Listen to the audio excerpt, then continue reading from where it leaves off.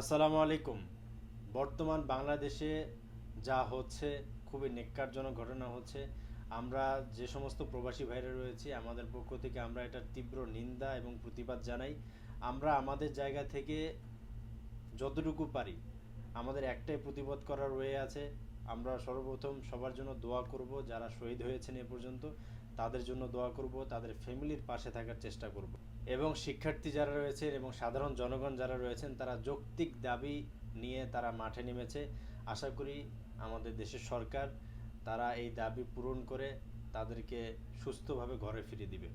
আর আমাদের জায়গা থেকেও আমরা প্রতিবাদ চালিয়ে যাব।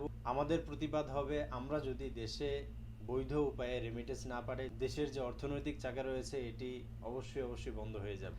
আমরা যে রেমিটেন্স পাঠাই এই রেমিটেন্সের টাকা দিয়েই কিন্তু এই যে সুসজ্জিত যে অস্ত্র শস্ত্র দিয়ে তাদেরকে মাঠে নামিয়েছে বিভিন্ন ছাত্রলীগ সহ